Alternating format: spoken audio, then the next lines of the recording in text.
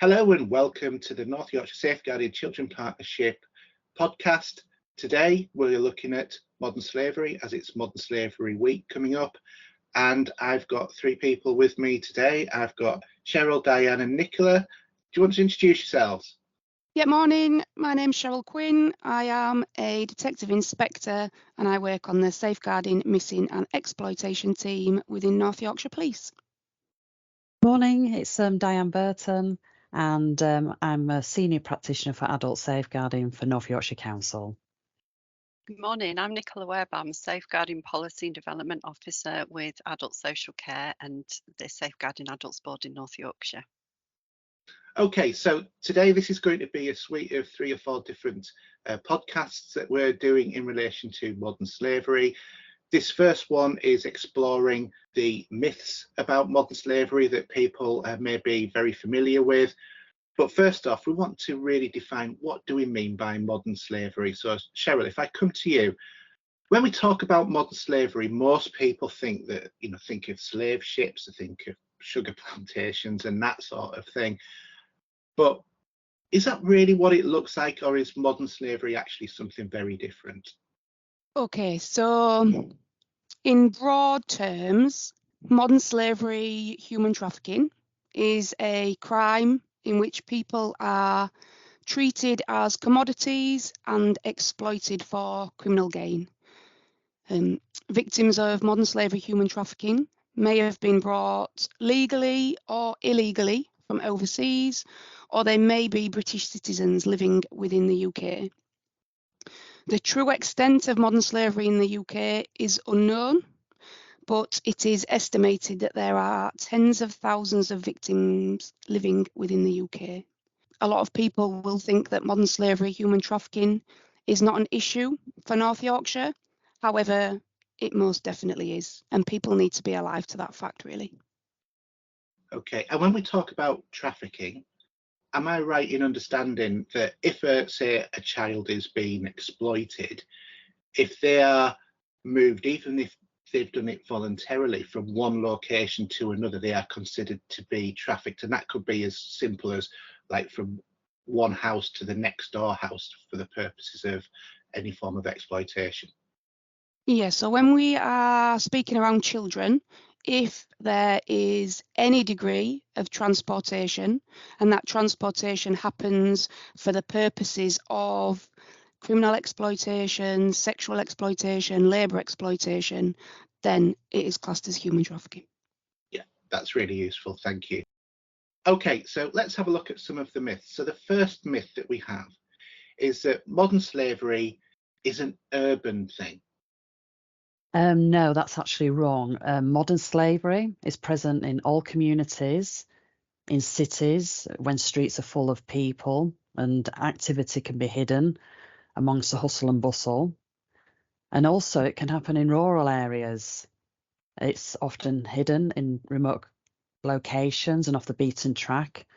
And North Yorkshire is a very big geographical area and also has a lot of remote areas too. And actually, in a matter of fact, thinking about that, I was watching a recent documentary and where there have been crackdowns in terms of modern slavery in local towns and cities, that actually pushes out the slavery to more rural areas such as North Yorkshire and increases the risk in our areas as well. So in terms of our second myth, the only form of modern slavery in rural areas is forced labour. Is that correct?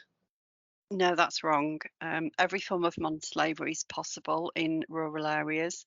Forced labour is common, but so is sexual exploitation. There is domestic servitude and also county lines.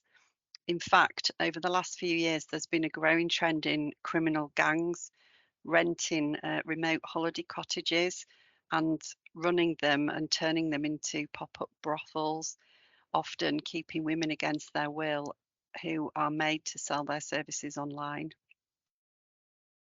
Okay. And the third myth that we have is forced labour is only present on farms and in factories. Again, untrue. So Modern slavery operates in a variety of public and private locations. However, low paid, poorly regulated, labour intensive industries are particularly vulnerable, and our high risk sectors are things like your construction industry, your food packaging and processing industries, agriculture and fisheries, restaurants and takeaways, hand car washes, your nail bar, surprisingly, to some people, adult social care and work within those care homes are particularly vulnerable. So all over, basically. Yes. Okay, so our fourth myth is if slaves are found in businesses, it's the fault of the employer. No, that's actually wrong. It can be extremely hard to spot the signs of modern slavery, and criminal exploiters go to great lengths to hide the evidence. They are extremely savvy and sometimes provide forged documents to get past reputable employers who are doing appropriate checks. And what's more, workers who are employed in lawful employment can still be subject to exploitation outside of their working environment and in their home lives. And that is why it is so important that employers know the signs to look out for. Okay, so that's great. And our final myth today is there's nothing that can be done to prevent modern slavery in rural areas. Well, that's wrong. We all have a part to play. Safeguarding is everyone's business, and you need to know how to spot the signs of modern slavery. So, spotting the signs of modern slavery and reporting suspicions to the police could result in victims being rescued and criminal networks disrupted. Also, if employers follow best recruitment policies and use licensed labour providers, they will be able to avoid traffickers and illegal labour providers. So we've talked about what modern slavery is. So what are the signs of modern slavery? How can people identify if they think a person may be a victim of this? So I think I'll take that one. So there are some really key situational and environmental indicators. And some of those are looking for financial isolation. So individuals might have little or no access to their own finances. Social isolation, so limited or no access to their own family or friends network. They may be living in degrading, unsanitary or overcrowded living conditions. A lack of access to medical care or dental care.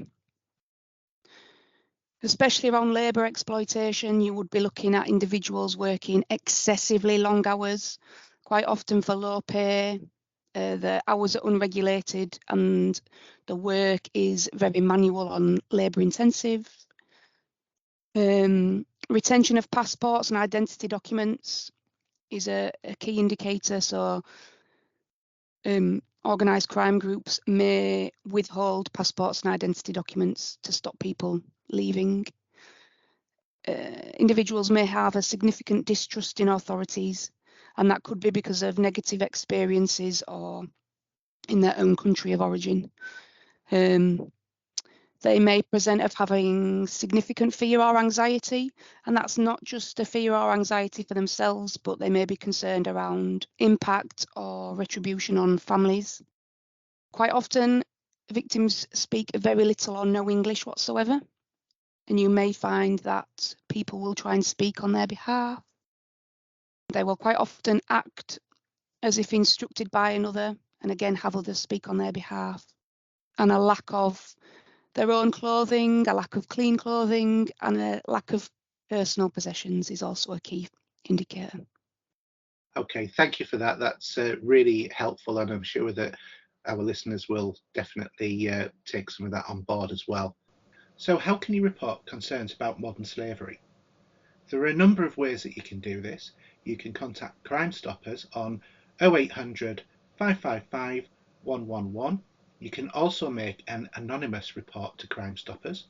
You can contact the North Yorkshire Customer Service Centre on 0300 131 2131.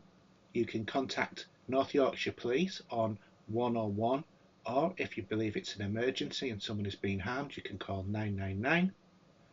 Or you can use the Modern Slavery and Exploitation Helpline on 08000 121 700. Further details for how to report a concern about modern slavery are in the podcast description. Thank you to my guests, Cheryl, Diane and Nicola. Thanks for listening, and we will speak to you in the next podcast. Bye now.